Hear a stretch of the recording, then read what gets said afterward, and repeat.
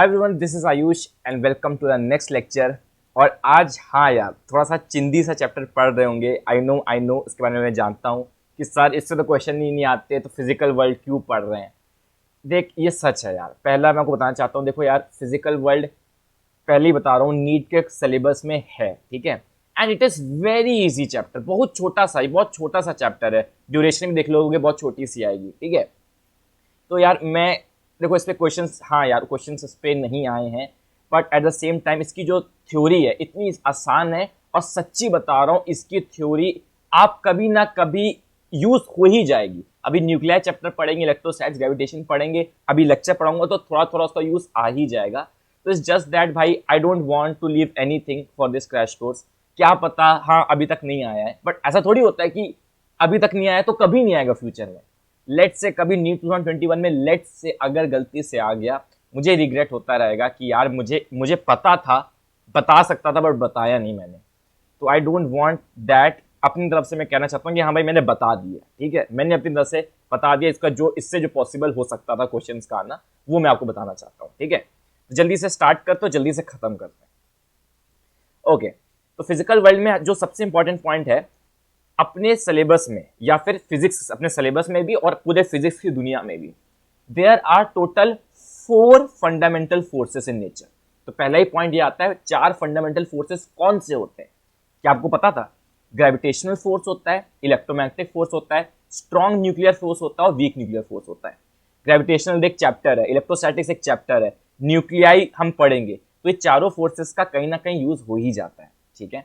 तो ये 4 fundamental forces है, पहला पॉइंट आपको याद रखना है। तो पहला है ग्रेविटेशनल फोर्स। ग्रेविटेशनल फोर्स क्या होता है? ग्रेविटेशनल फोर्स किन के बीच में लगता है? Acts between bodies having mass. अगर आपके पास मास है तो फिर आपके बीच में ग्रेविटेशनल फोर्स लगेगा, ठीक है। अगर आपके पास मास है तो ग्रेविटेशनल फोर्स लगेगा। और ये ऑलवेज अट्रैक्टिव इन नेचर होता है, ऑलवेज इंटरेक्टिव इन नेचर है, ठीक है। And this is the weakest fundamental force. इतना वीक है जैसे कि ये दो मेरे पास ये एयरपॉड्स हैं, फोर्स ही फील ही नहीं होता, कुछ फील ही नहीं होता, लगता ही नहीं अट्रैक्ट कर रहे हैं, पता ही नहीं चलता। ये ऑब्जेक्ट है, ये चार्जर है, पता ही नहीं चलता ये अट्रैक्ट कर रहे हैं मेरे को, है कि नहीं। तो ये इसका रीजन है कि इतना वीक है ग्रेविटेशनल फोर्स कि आई नेवर फील कि अट्रैक्ट हो रहा है। सोचो आपके सामने कोई मैग्नेट होता है तो फील होता है ना, वो अट्रैक्ट हो रहा है, मैग्नेटिक फोर्स लगता है तो वो फील होता है, ये तो फील ही नहीं होता। That's why it is the weakest fundamental force. पहला पॉइंट इस पे क्वेश्चन बन सकते हैं, which is the weakest fundamental force. फिर होता है इसकी रेंज होती है इनफाइनाइट और it is independent of medium. ये भी इंपॉर्टेंट पॉइंट है, इससे एक बार नीट में क्वेश्चन भी आया, भी करवाऊंगा। देखो यार, रेंज इनफाइनाइट है, इसका मतलब क्या है? इसका मतलब ये है, अगर दो मासेस कहीं भी ले जाओ, दो मासेस कहीं भी ले जाओ, वो ऑलवेज अट्रैक्ट करेंगे। मतलब आप जहां बैठ के देख रहे हो ना, अपने घर पे मोबाइल पे या लैपटॉप में देख रहे हो ना इस वीडियो को, आप मेरी बॉडी को अट्रैक्ट कर रहे हो और मैं आपकी बॉडी को अट्रैक्ट कर रहा हूं। फील हो रहा है कुछ? फील हो रहा है कुछ अट्रैक्शन फील हो रहा है? वो फिजिकल मतलब वो वाला, फिजिकल मतलब एक्चुअली फिजिकल वाला, ठीक है, बॉडी वाला नहीं, ठीक है, फिजिक्स वाला अट्रैक्शन फील तो नहीं हो रहा है ना? हाँ ठीक है, बाकी हो रहा है तो चलता है। या उसको हम फिजिक्स से डिफाइन नहीं कर सकते, उसके लिए हमें बायो चाहिए होगी। खैर, तो अगर आप और मैं, हम इतनी दूर बैठे हैं फिर भी हम एक दूसरे को अट्रैक्ट कर रहे हैं, ठीक है। और सबसे खूबसूरत चीज, it is independent of medium. इसका मतलब क्या है? इसका मतलब क्या है? फॉर एग्जाम्पल, मान लो ये दो मासेस हैं, मान लीजिए दो मासेस हैं, ठीक है, ये दो मासेस हैं, एक दूसरे को अट्रैक्ट कर रहे हैं। लेट से इनके बीच में फोर्स ऑफ अट्रैक्शन लेट से 10 न्यूटन है। अभी तो पूरा चैप्टर में पढ़ ही लेंगे कैसे आता है। इमेजिन करो 10 न्यूटन फोर्स ऑफ अट्रैक्शन है, इनमें इनको आप पानी में डाल दो, इनको पानी में डाल दो, ठीक है, इनको पानी में डाल दो, पानी में आपने डुबो दी। इन दो मासेस को जैसे इन दोनों के पास एक पर्टिकुलर फोर्स ऑफ अट्रैक्शन होगा, बहुत थोड़ा सा होगा, इतना कम की फील ही नहीं होता। इनको मैं पानी में डुबो दूंगा ना, तभी भी फोर्स ऑफ अट्रैक्शन अभी भी सेम ही रहेगा, अभी भी फोर्स ऑफ अट्रैक्शन 10 न्यूटन ही रहेगा, चाहे इनके बीच में कुछ भी आ जाए। इट डजेंट मैटर, डजेंट, फर्क नहीं पड़ता। वाटर हो, केरोसिन हो, सीमेंट हो, कुछ भी हो, जैसे आप हो मैं हूं, इसके बीच में, हमारे बीच में कोई भी ऑब्जेक्ट ले आओ, हमारे बीच का फोर्स ऑफ अट्रैक्शन वही का वही है, वही का वही है, ठीक है, वही का वही है। थोड़ा सा मैं फॉर्मूले से समझा देता हूँ, फॉर्मूला आगे पढ़ोगे। फोर्स ऑफ, ये जो फोर्स ऑफ अट्रैक्शन होता है ड्यू टू ग्रेविटी, उसका फॉर्मूला होता है G m1m2/r², ठीक है, ये फॉर्मूला होता है, आपको पता होगा। और G होता है यूनिवर्सल कांस्टेंट। यूनिवर्सल कांस्टेंट मतलब इसकी वैल्यू सिर्फ एक है, इसकी वैल्यू सिर्फ एक कांस्टेंट वैल्यू है, 6.67 इंटू 10⁻⁻11। ये फिक्स्ड वैल्यू, ये कभी चेंज नहीं होगी जिंदगी में, ठीक है। और m1 m2 क्या है, मेरे और तुम्हारे मासेस, r क्या है, हमारे बीच का डिस्टेंस। तो तुम देख लो उसमें मीडियम तो आया ही नहीं, इसमें कुछ जरूरत पड़ी वाटर की डेंसिटी, कुछ भी पड़ा, कोई फर्क ही नहीं पड़ा इसमें। तो ये पॉइंट हो गया। I hope that it is clear and it is a weakest fundamental force, important line. फिर बात करते हैं इलेक्ट्रोमैग्नेटिक फोर्स, ठीक है। इलेक्ट्रोमैग्नेटिक फोर्स, कई लोग उसको इलेक्ट्रोस्टैटिक भी बोल देते हैं, बट इट इज इलेक्ट्रोमैग्नेटिक, तो भी ये बेटर वर्ड है इलेक्ट्रोमैग्नेटिक फोर्स। ये इलेक्ट्रोमैग्नेटिक फोर्स दोनों है, मतलब मैग्नेटिक फोर्स और इलेक्ट्रिक फोर्स दोनों इसी का फॉर्म है, ठीक है। अगर मैं बोलूं दो मैग्नेट्स अट्रैक्ट कर रहे हैं, वो भी इलेक्ट्रोमैग्नेटिक फोर्सेस हैं, और दो चार्जेस अट्रैक्ट कर रहे हैं, वो भी इलेक्ट्रोस्टैटिक फोर्स है, ठीक है। अब एनसीईआरटी में लिखा हुआ है acts between bodies having charge positive और नेगेटिव, मतलब अगर दो बॉडीज के पास चार्ज हो तो पक्का एक दूसरे को जो फोर्स लगाएंगे वो होगा इलेक्ट्रोमैग्नेटिक। एक्चुअल में होता क्या, इलेक्ट्रोस्टैटिक। इलेक्ट्रोस्टैटिक्स में पढ़ते हैं कि एक पॉजिटिव और नेगेटिव चार्ज अट्रैक्ट करता है, वो हम इलेक्ट्रोस्टैटिक्स में पढ़ते हैं। बट इलेक्ट्रोमैग्नेटिक फोर्स जो होता है वो आपके चार्जेस, ये जो चार्ज वाला फोर्स होता है, और जो मैग्नेटिक फोर्स, जैसे फॉर एग्जांपल ये मान लो ये दो मैग्नेट्स हैं, तो ये जो दो मैग्नेट्स के बीच का अट्रैक्शन होता है, ये दो मैग्नेट्स के बीच का अट्रैक्शन होता है, ये भी इलेक्ट्रोमैग्नेटिक फॉर्म है, ये भी इलेक्ट्रोमैग्नेटिक फोर्स का ही फॉर्म है। तो इट एक्ट्स, तो इलेक्ट्रोमैग्नेटिक फोर्स क्या होता है, acts between bodies having charge positive and negative. अब एक कंफ्यूजन आ रहा होगा कि सर नॉर्थ पोल और साउथ पोल जो मैग्नेट का होता है उसके बीच में भी तो फोर्स लग ही रहा है ना।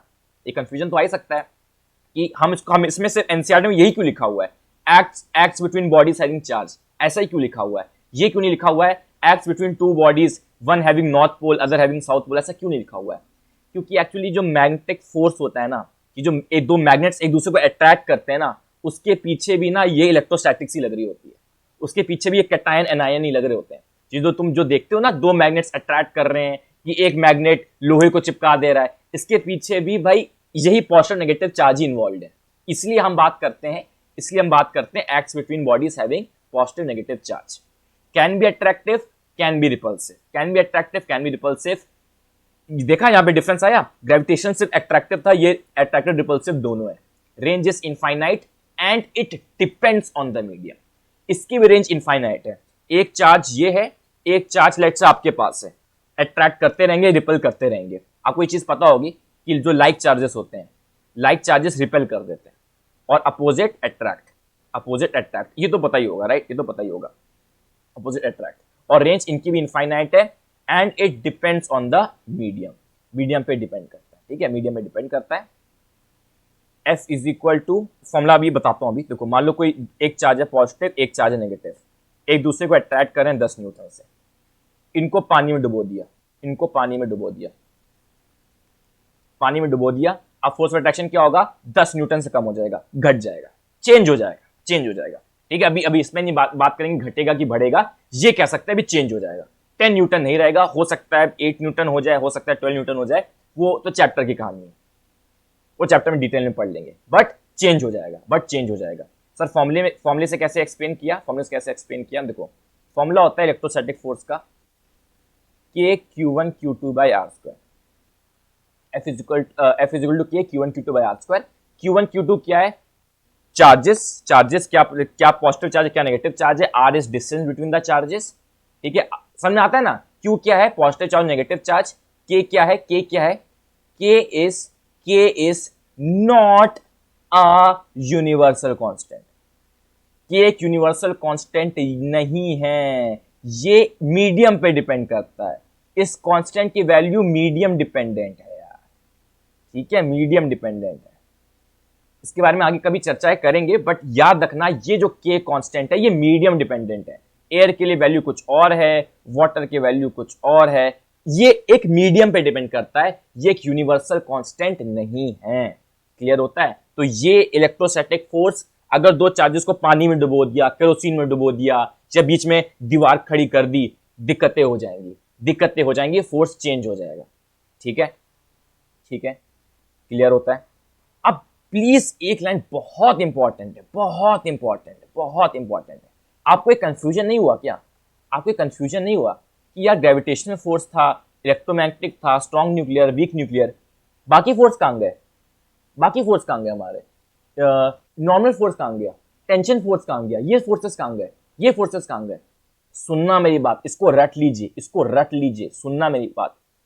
जितने भी फोर्सेस दिमाग में आ रहे हैं, जो भी फोर्सेस, चाहे normal force, tension force, friction force, ये सारे के सारे इलेक्ट्रोमैग्नेटिक फोर्सेस होते हैं। मैग्नेटिक फोर्स, ये सारे इलेक्ट्रोमैग्नेटिक फोर्स होते हैं। फ्रिक्शन क्यों लगता है, टेंशन क्यों लगता है, नॉर्मल क्यों लगता है, इनके पीछे इलेक्ट्रोमैग्नेटिक फोर्स का ही हाथ है। डिटेल में नहीं जाना, इसको रटना है अभी के अभी, कि आपके मन में जो भी फोर्स आ रहा है अपार्ट फ्रॉम दिस, ठीक है, ग्रेविटेशनल फोर्स अलग होता है। ग्रेविटेशनल फोर्स तो पता है मासेस के बीच में लगता है, ये तो strong nuclear, weak nucleus, atom के न्यूक्लियस के अंदर होगा। बाकी बच्चे जितने फोर्स सब इलेक्ट्रोमैग्नेटिक, सबके सब इलेक्ट्रोमैग्नेटिक फोर्स होंगे, ठीक है, जो भी उनमें आ रहा है तुम्हारे। अभी एक बढ़िया चीज बताऊंगा अभी एंड लेक्चर के एंड में, ठीक है, बढ़िया चीज बताऊंगा। ओके, अब बात करते हैं भैया वीक न्यूक्लियर। अभी एक स्ट्रॉन्ग न्यूक्लियर बात करते हैं, फिर वीक न्यूक्लियर की बात करेंगे, ठीक है। ओके, स्ट्रॉन्ग न्यूक्लियर की बात करते हैं। चलो, स्ट्रॉन्ग न्यूक्लियर फोर्स क्या होते हैं? It is a force in nuclear में पढ़ोगे, it is a force which acts between the nucleons. Nucleons बोले तो भैया एक एटम होता है, एटम के अंदर न्यूक्लियस होता है, एटम के अंदर न्यूक्लियस में प्रोटॉन्स और न्यूट्रॉन्स होते हैं। तो इस न्यूक्लियस के अंदर, न्यूक्लियस के अंदर ये जो प्रोटॉन्स और न्यूट्रॉन्स होते हैं, इन्हीं को बोलते हैं न्यूक्लियॉन। एक ही वर्ड है, न्यूक्लियॉन मतलब प्रोटॉन्स एंड न्यूट्रॉन्स। तो प्रोटॉन्स और न्यूट्रॉन्स के बीच में, या फिर प्रोटॉन और प्रोटॉन, या फिर न्यूट्रॉन और न्यूट्रॉन, इनके बीच में फोर्स लगता है स्ट्रॉन्ग न्यूक्लियर फोर्स। फिर से रिपीट, फिर से रिपीट, फिर से रिपीट। मैंने क्या बोला? एक न्यूक्लियस, एक एटम, एक न्यूक्लियस, न्यूक्लियस के अंदर प्रोटॉन न्यूट्रॉन प्रोटॉन न्यूट्रॉन भरे पड़े, भरे पड़े। तो स्ट्रॉन्ग न्यूक्लियर फोर्स जो होता है, स्ट्रॉन्ग न्यूक्लियर फोर्स जो होता है, स्ट्रॉन्ग न्यूक्लियर फोर्स जो होता है, वो प्रोटॉन प्रोटॉन के बीच में, न्यूट्रॉन न्यूट्रॉन के बीच में, और प्रोटॉन न्यूट्रॉन के बीच में, इन तीनों में लगता है स्ट्रॉन्ग न्यूक्लियर फोर्स। इन तीनों में लगता है स्ट्रॉन्ग न्यूक्लियर फोर्स, ठीक है। कभी आपको डाउट नहीं आया, एक चीज आपको डाउट नहीं आया कभी कि एक सोचो, एक न्यूक्लियस के अंदर एक पॉजिटिव प्रोटॉन है, एक और पॉजिटिव प्रोटॉन है। डोंट यू थिंक एक न्यूक्लियस के अंदर अगर इतने सारे प्रोटॉन्स होंगे, पॉजिटिव पॉजिटिव चार्जेस होंगे, क्या वो रिपेल नहीं करना चाहेंगे कभी? तो फिर कभी न्यूक्लियस स्टेबल कैसे होगा? सोचो जरा, सिंपल सी दिमाग लगाओ यार। एक न्यूक्लियस के अंदर सोचो अगर इतने सारे प्रोटॉन्स हो जाएं, जो कि होते हैं, राइट, कैल्शियम तक, कैल्शियम के आगे चले जाओ, कितने प्रोटॉन्स हो जाते हैं एटम्स में। सब एक दूसरे रिपेल नहीं कर रहे होंगे, ऑफ कोर्स रिपेल कर रहे होंगे, प्रोटॉन प्रोटॉन रिपेल भी कर रहे होंगे, बिल्कुल कर रहे होंगे, इलेक्ट्रोमैग्नेटिक फोर्स भी लग रहा होगा। बट ये स्टेबल कैसे न्यूक्लियस? स्टेबल कैसे? स्टेबल कैसे? Answer is strong nuclear force. Answer is strong nuclear force. और खुद बता दो स्ट्रॉन्ग न्यूक्लियर फोर्स का बिहेवियर कैसा होना चाहिए? कैसा, क्या लगता है, क्या लगता है अगर प्रोटॉन प्रोटॉन एक साथ रह ले रहे हैं, एक साथ रह ले रहे हैं, बहुत खूबसूरत सी चीज है, थोड़ा सा समझना। अगर एक साथ रह ले रहे हैं, कैसे रह सकते हैं? प्रोटॉन तो रिपेल करते हैं ना, तो स्ट्रॉन्ग न्यूक्लियर पक्का अट्रैक्टिव होगा। स्ट्रॉन्ग न्यूक्लियर क्या होगा? पक्का अट्रैक्टिव होगा, तभी तो वो रह पा रहे हैं एक साथ। वरना तो अगर ऑलरेडी रिपेल कर रहे हैं, ये भी रिपल्सिव होता तो और ही रिपेल कर जाते। क्लियर हो रही मेरी बात? क्लियर हो रही मेरी बात? ये बात क्लियर हो रही है? तो स्ट्रॉन्ग न्यूक्लियर फोर्स क्या होता है? अट्रैक्टिव नेचर का होता है, अट्रैक्टिव नेचर का होता है। अब मैं थोड़ा सा डिटेल में जा रहा हूं, ये आपके न्यूक्लियाई चैप्टर का पार्ट है, यही थोड़ा सा बताना चाहता हूं, थोड़ा सा दिमाग खोल लेना चाहिए। थोड़ा सा मैं बताना चाहता हूं, इमेजिन करो एक न्यूक्लियस के अंदर प्रोटॉन्स प्रोटॉन्स है, न्यूट्रॉन्स भी पड़े हैं, न्यूट्रॉन्स भी पड़े हैं, ठीक है। इमेजिन करो प्रोटॉन और प्रोटॉन के बीच में रिपल्सिव फोर्स लग रहा है। इमेजिन करो 2 मिनट के लिए, रिपल्सिव फोर्स लग रहा है और ये अट्रैक्टिव फोर्स अगर वीक है, मान लो ये अट्रैक्टिव फोर्स वीक है और ये रिपल्सिव फोर्स ज्यादा है, बहुत ज्यादा, तो क्या अभी भी काम बन पाएगा? क्या अभी भी न्यूक्लियस स्टेबल हो पाएगा क्या? सोचो जरा, अगर ये न्यूक्लियर स्ट्रॉन्ग न्यूक्लियर फोर्स भी अगर ये वीक हो गया, ये इस इलेक्ट्रोस्टैटिक फोर्स, इस इलेक्ट्रोमैग्नेटिक फोर्स, ठीक है, मैंने बताया था इलेक्ट्रोस्टैटिक फ्रिक्शन, मैग्नेटिक, सारे इलेक्ट्रोमैग्नेटिक के अंदर ही आते हैं। तो इन चार्जेस के बीच का जो रिपल्शन हो रहा है, अगर ये अभी भी ज्यादा ही है अट्रैक्टिव से यार, अभी भी अट्रैक्टिव वीक है, रिपल्शन अभी भी ज्यादा ही है, तब भी न्यूक्लियस कैसे अनस्टेबल हुआ? सॉरी, न्यूक्लियस कैसे स्टेबल हुआ? अभी भी तो अनस्टेबल ही हुआ, अभी भी तो अनस्टेबल ही हुआ। क्लियर बात है कि नहीं? बात है समझ में आ रही कि नहीं आ रही है? दिमाग खुल पा रहा है? ज्यादा बातें हो रही हैं? थोड़ा सा बैक करके देखो जरा। तो सोचो, यहां से आप खुद ही कॉमन सेंस से बता पाओगे, खुद ही कॉमन सेंस से बता पाओगे कि स्ट्रॉन्ग न्यूक्लियर पक्का, पक्का स्ट्रॉन्ग न्यूक्लियर फोर्स पक्का आपके ये जो इलेक्ट्रोमैग्नेटिक फोर्सेस होते हैं उससे स्ट्रॉन्ग होना चाहिए।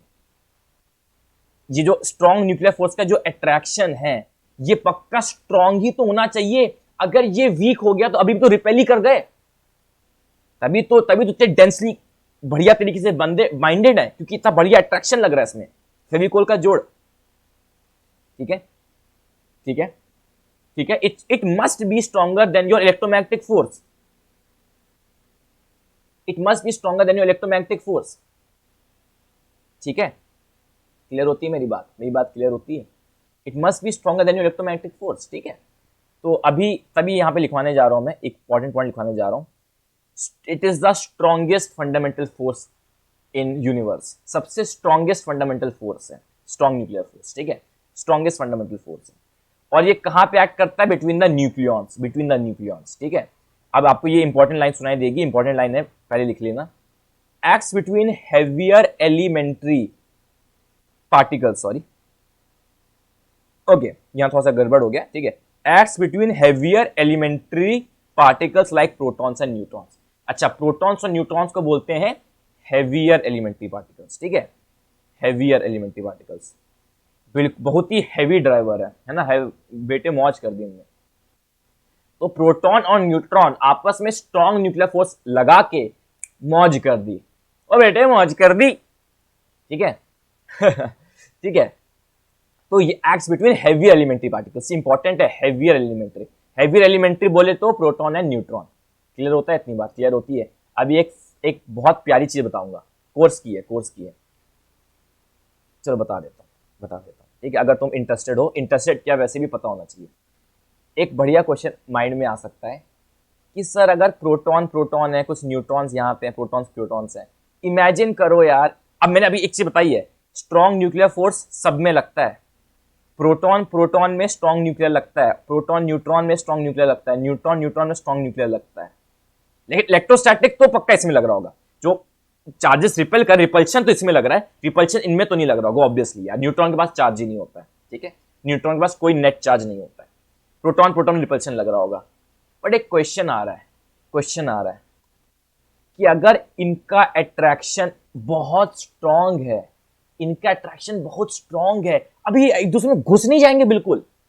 सोचो जरा, अगर इनमें इंटरैक्टिव फोर्स इतना ज्यादा है, इनमें अट्रैक्टिव फोर्स इतना ज्यादा है, तो ये तो बिल्कुल घुस ही जाए, एक प्रोटॉन दूसरे प्रोटॉन के अंदर ही घुस जाए, एक न्यूट्रॉन दूसरे न्यूट्रॉन के अंदर ही घुस जाए, है कि नहीं?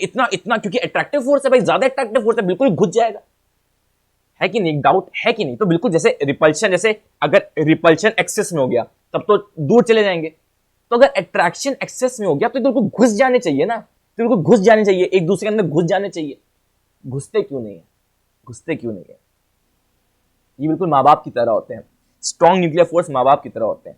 दे आर अट्रैक्टिव ऑब्वियसली, अट्रैक्शन है, मम्मी पापा प्यार करते हैं, बट एक सर्टेन लिमिट के बाद ये रिपल्सिव बन जाते हैं। ठीक है, प्यार मोहब्बत मम्मी पापा हमसे प्यार जरूर करते हैं, बट एक सर्टेन लिमिट के बाद फिर वो डांट पड़ जाती है। तो नेचर की ब्यूटी देख रहे हो, बहुत अट्रैक्टिव है, लेकिन अगर एक बार में अब ये बहुत अट्रैक्टिव तो घुसने लगेंगे ना, तो एक लिमिट के बाद ये रिपल्सिव हो जाते हैं कि भैया और नहीं अट्रैक्शन होना, और अट्रैक्शन नहीं होना, बस अब रिपल्शन हो रहा है, बस अब दूर हो जाओ। देखो यार, अपने प्रोटॉन्स और न्यूट्रॉन्स को भी स्पेस चाहिए होता है। चलो ठीक है, समझ में आती है? देखो भाई, इनको तक स्पेस चाहिए यार, ये भी एक लिमिट के बाद रिपल्सिव हो जाते हैं। ठीक है, अगर बहुत हद से ज्यादा अट्रैक्शन भी हो जाएगा तो कृपया नीट की पढ़ाई करिए। जो लोग रिलेशनशिप में है, सिंगल है तो बहुत बढ़िया बात है, जो लोग रिलेशनशिप में है एक लिमिट तक ही अट्रैक्शन रखिए, वरना दिक्कत हो जाएगी। रिलेशनशिप गोल्स है भाई ये सब। ओके, अब बात करते हैं वीक न्यूक्लियर फोर्स के बारे में। अच्छा, एक चीज और बतानी थी, एक पॉइंट रह गया। They are short range force, ठीक है, they are short range force. कुछ रेंज ऐसी रहती है 10⁻⁻15 मीटर के अराउंड रहती है, मतलब इतना डिस्टेंस तक ही लगते हैं। सर ये शॉर्ट रेंज क्यों होते हैं? अब सोचो, अगर ये लॉन्ग रेंज हो, ये एक स्ट्रॉन्ग न्यूक्लियर फोर्स एक एटम का प्रोटॉन दूसरे एटम के प्रोटॉन को खींचने लग जाएगा। इमेजिन करो, ये अगर ये लॉन्ग रेंज होते हैं, बहुत लंबी रेंज होती, तो क्या पता मेरे छाती का कोई एटम हो, उसका एक प्रोटॉन हो, वो लेट से इसके एटम के प्रोटॉन को अट्रैक्ट करने लग जाए और से चिपक जाए मेरे में। समझ सकते हो भाई, हम चाहते हैं कि प्रोटॉन अट्रैक्ट हो न्यूक्लियन, जो आपके न्यूक्लियॉन्स है, that is neutron and proton, जो आपके न्यूट्रॉन और प्रोटॉन है वो हम चाहते हैं साथ में रहे, हम चाहते हैं घर में रहे, बट हम ये भी नहीं चाहते कि दूसरे का ही एटम आ जाए। हमें फैमिली बनानी है, अच्छी हंसती खिलती फैमिली बनानी है। इसका मतलब ये नहीं कि अब पड़ोसियों के भी अंदर लिए पड़े, ये भी नहीं करना है, ठीक है। तो शॉर्ट रेंज फोर्सेस है। शॉर्ट रेंज से क्या होता है भाई, अपने ही एटम के जो आपके एटम के अंदर जो प्रोटॉन्स और न्यूट्रॉन्स हैं वो साथ में रहे, किसी तीसरे एटम का प्रोटॉन न्यूट्रॉन ना आ जाए, तो ये शॉर्ट रेंज है। तो ये शॉर्ट रेंज होता है, शॉर्ट रेंज होता है। अब आता है वीक न्यूक्लियर फोर्स। ये ऐसा जितना सिलेबस में नहीं है, बट इसको बस समझने के लिए समझ लो, ठीक है। इसमें कुछ एक्सप्लेनेशन नहीं है, इसके डीप में कुछ जाना नहीं है। ये कब अकर करते हैं ये पॉइंट याद कर लीजिएगा, ठीक है। जब भी बीटा डीके होता है, जब भी न्यूक्लियस का बीटा डीके क्या होता है हम पढ़ लेंगे न्यूक्लियाई में, ठीक है। जब भी बीटा डीके होता है न्यूक्लियस का, तब वीक न्यूक्लियर फोर्स लगता है। इसको एज इट इज याद करना है, इसमें कोई पीएचडी नहीं माननी, ठीक है। ये अपने कुछ सिलेबस में नहीं है, ठीक है। And operates among elementary particles like electron and neutrino. देखो इलेक्ट्रॉन लाइटर होता है कि नहीं लाइटर होता, तो इसको बोलते हैं ये लाइटर एलिमेंट्री पार्टिकल्स में एक्ट करता है। हैवियर नहीं, ये हैवी ड्राइवर नहीं है, ये हैवी ड्राइवर नहीं है, ये लाइटर एलिमेंट्री पार्टिकल्स के लिए वैलिड है, ठीक है। लाइटर एलिमेंट्री पार्टिकल्स जैसे इलेक्ट्रॉन, न्यूट्रिनो। न्यूट्रिनो क्या होता है, ये वो न्यूट्रिला नहीं है, ये सोयाबीन नहीं है न्यूट्रिला वाला, वो न्यूट्रिला नहीं है, ये न्यूट्रिनो है। बात करेंगे न्यूक्लियर जब पढ़ेंगे, बात करेंगे, ठीक है। न्यूट्रिला मत समझ लेना, ठीक है। न्यूट्रिनो है ये, इलेक्ट्रॉन और न्यूट्रिनो है। And this is the short, ये भी शॉर्ट रेंज फोर्स होता है, ये भी शॉर्ट रेंज फोर्स होता है, और ये और भी ज्यादा शॉर्ट होता है। This is the shortest. इसकी रेंज करीब 10 की पावर -16 मीटर होती है, ठीक है। This is the shortest range force, this is the shortest range force. अभी आपको एक बढ़िया सी लाइन बताऊंगा, मजा आएगा, ठीक है। ठीक है, क्लियर होता है यहां तक? आपको बात क्लियर है? यहाँ पे क्लियर है, ठीक है, ठीक है, ठीक है, क्लियर है। अब मैं यहाँ पे ना कुछ ये 2 लाइंस प्लीज याद रख लीजिएगा। कुछ चैप्टर में कुछ याद रहे ना रहे, ये याद जरूर कर लेना, ये याद जरूर कर लेना, ठीक है। चैप्टर में कुछ याद रहे ना रहे, ये याद जरूर कर लेना। Order of strength, 4 fundamental forces में सबसे स्ट्रांग होता है स्ट्रांग न्यूक्लियर, फिर आता है इलेक्ट्रोमैग्नेटिक, फिर आता है वीक न्यूक्लियर, फिर आता है ग्रेविटेशनल। इसको याद करिएगा। ऑर्डर ऑफ रेंज, सबसे कम ऑर्डर होता है वीक का, सबसे स्ट्रॉन्ग सबसे कम ऑर्डर होता है वीक का, इसका अराउंड 10 की पावर -16 मीटर होता है। स्ट्रॉन्ग न्यूक्लियर का 10 की पावर -15 मीटर होता है, और इलेक्ट्रोग्रेविटेशनल का इनफाइनाइट। तो अगर ऑर्डर ऑफ रेंज बोलूं, सबसे शॉर्टेस्ट रेंज क्या होते हैं? Weak nuclear. लेकिन सबसे स्ट्रॉन्गेस्ट स्ट्रेंथ वाले कौन से होते हैं? Strong nuclear. तो इसी के साथ आपका ये चैप्टर खत्म हो जाता है। मिनी सा चैप्टर था, ठीक है। आई होप आपको सारे पॉइंट्स क्लियर हो गए होंगे, ठीक है। ये चारों फोर्सेस हैं, 4 फंडामेंटल फोर्सेस हैं। तो बस इसमें ना इलेक्ट्रोमैग्नेटिक में यही चीज ध्यान रखना है आपको दोस्त, कि भैया इलेक्ट्रोमैग्नेटिक फोर्सेस क्या है? Acts between bodies having positive and negative charge. ये कंफ्यूजन, अच्छा हाँ एक पॉइंट इंपॉर्टेंट अभी बताऊंगा। जैसे ये नॉर्मल टेंशन फोर्स, इसको जब माइक्रोस्कोपिकली देखते हैं ना, ये टेंशन फोर्स, मैग्नेटिक फोर्स, इनको जब माइक्रोस्कोपिकली देखते हैं पता चलता है ये भी कुछ पॉजिटिव नेगेटिव का ही खेल है, ठीक है। जब हम देखते हैं ना इसको माइक्रोस्कोपिकली कि नॉर्मल फोर्स कहां से आ रहा है, टेंशन कहां से आ रहा है, इसका रीजन पॉजिटिव नेगेटिव चार्ज ही होता है, ठीक है। तो इसमें डिटेल में जाना, बट ये चीज याद रखिएगा। अच्छा, क्वेश्चंस करने से पहले, अच्छा क्वेश्चंस करो, पहले क्वेश्चंस करो फिर बताना, क्वेश्चंस करिए फिर बताना। Which of the following operates among heavier elementary particles? Heavy driver कौन है? हैवी ड्राइवर कौन थे? हैवी ड्राइवर कौन थे? Proton, neutrons. क्या लगता था? Strong nuclear. नॉर्मल फोर्सेस मैंने बताया था, 4 फंडामेंटल फोर्सेस में 4 फंडामेंटल फोर्सेस है, ग्रेविटेशनल, स्ट्रॉन्ग, वीक, इलेक्ट्रोमैग्नेटिक। अब कोई भी तीसरा आ रहा है, कोई भी तीसरा मतलब कोई भी अलग सा आ रहा है, कोई भी फोर्स, नॉर्मल फोर्सेस वो सारे इसी के टाइप है, वो इसी थाली के चट्टे बट्टे हैं भाई, सारे के सारे इसी के अंदर है, इलेक्ट्रोमैग्नेटिक के अंदर। तो answer is electromagnetic force. Normal force भी क्या? Electromagnetic force. बहुत बार क्वेश्चन में ऐसा आ सकता है, अगर एक टफ क्वेश्चन बनना हो, वो ये वीक न्यूक्लियर हटा के वो आपको ये दे देगा, नन ऑफ दीज दे देगा। गारंटी देता हूं मैक्सिमम लोग नन ऑफ दीज मारेंगे, मैक्सिमम लोग नन ऑफ दीज मार देंगे। Answer is electromagnetic force. अगर आपको ये चीज नहीं पता थी, छोटी सी चीज थी। 2 bodies of same mass are dipped inside water. 2 bodies of same mass are dipped inside water. तो ग्रेविटेशनल फोर्स क्या होगा? इंक्रीज करेगा, डिक्रीज करेगा, इंक्रीज करेगा, remain same. Answer remain same. शायद नीट 2019 में इसी से मिलता जुलता क्वेश्चन आया, शायद से, मतलब 2000 नीट में तो आया है, शायद है कि 2019 या 2018 ऐसा कुछ करके आया है, ठीक है। तो ये चीज याद रखिए, ग्रेविटेशनल फोर्स मीडियम में डिपेंड नहीं करता, ग्रेविटेशनल फोर्स सेम रहेगा। Last point, important point, sir centripetal force क्या होता है? सेंट्रीपिटल फोर्स, सेंट्रीपिटल फोर्स ये किस टाइप का फोर्स होगा? इलेक्ट्रोमैग्नेटिक, ये तो इलेक्ट्रोमैग्नेटिक फोर्स होगा, है ना। सेंट्रीफ्यूगल फोर्स इलेक्ट्रोमैग्नेटिक फोर्स होगा? नहीं दोस्त, ये समझना थोड़ा डीप होगा। सेंट्रीपिटल फोर्स कोई टाइप ऑफ फोर्स नहीं होता, कोई टाइप ऑफ फोर्स नहीं है सेंट्रीपिटल फोर्स, कोई एक दूसरा फोर्स एक्ट करता है सेंट्रीपिटल की तरह। समझो बात, समझो बात को, समझो बात को। सेंट्रीपिटल फोर्स का काम क्या होता है, समझना बात को। बॉडी को सर्कुलर मोशन में करवाना। सेंट्रीपिटल का काम होता है बॉडी को सर्कुलर मोशन में मूव करवाना। अब ये सेंट्रीपिटल फोर्स कोई यूनिक टाइप ऑफ फोर्स नहीं है। Tension force can act as centripetal force, ठीक है। Electrostatic force can act as centripetal force, gravitational force can act as centripetal force. Centripetal force is not a type of force, अपने आप में कोई type नहीं, कोई अलग फोर्स नहीं है। हर फोर्स इसकी तरह एक्ट करता है। क्या करता है? एक्ट करता है। समझ में आती है मेरी बात? जैसे हम मान लो फॉर एग्जांपल मेडिकल वाले कबीर सिंह की एक्टिंग कर रहे हैं। लिटरली यार मेरे कॉलेज में एक बंदा था यार, वो आईटी में लोग थे, वो ही was trying to be like Kabir Singh, ऐसे सुट्टा फूक रहा है, दाढ़ी बनाई हुई थी। भाई मत करना ऐसी चीजें, ठीक है। कबीर सिंह एग्जिस्ट नहीं करता, बट एक्ट कर रहे हैं लोग, एक्ट कर रहे थे लिटरली यार, सुट्टा फूक रहा है और ऐसे एक्टिंग कर रहा था, ठीक है। तो centripetal force is not a type of force. जब भी, तो इससे क्लियर कर लेना, जब भी आपको सेंट्रीपिटल फोर्स लग रहा हो, जब भी आपको फील आ रहा हो, सेंट्रीपिटल फोर्स का फॉर्मूला एक होता है, भी बाद में डिस्कस करेंगे। सेंट्रीपिटल फोर्स पक्का पक्का कोई ना कोई एक दूसरे टाइप का फोर्स होगा जो इसकी तरह एक्ट कर रहा है। It can be tension, it can be friction, it can be normal, it can be anything, but कोई फोर्स सेंट्रीपिटल किसी के अंदर नहीं आता।